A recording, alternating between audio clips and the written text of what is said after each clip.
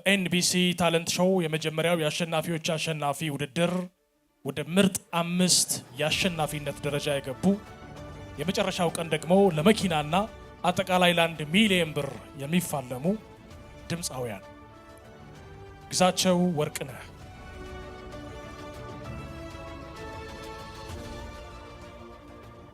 ራሄል ተሬሳ፣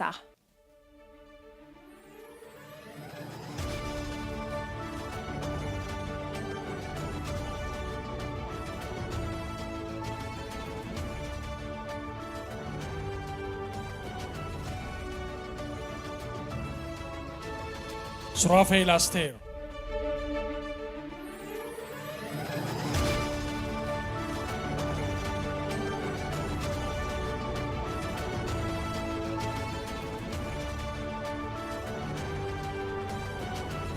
ፍቃዱ ታደሰ፣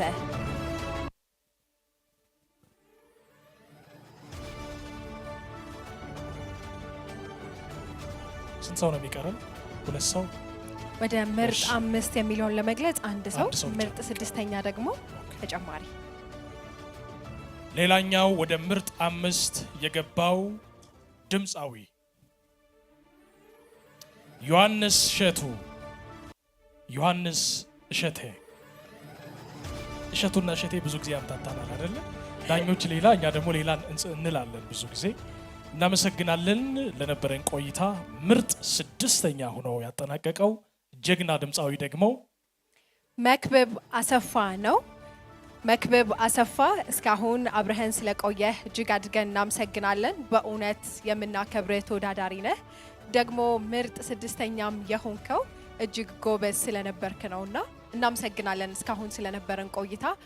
5ቱ ተወዳዳሪዎች ደግሞ ምርጥ 5ቶቹ የኤንቢሲ ታለንት ሾው የአሸናፊዎች አሸናፊ ተወዳዳሪዎች ለመኪናዋና ለ1 ሚሊዮን ብሩ ይወዳደራሉ ማለት ነው። እናንተን እንኳን ደስ አላችሁ ማለት እንፈልጋለን።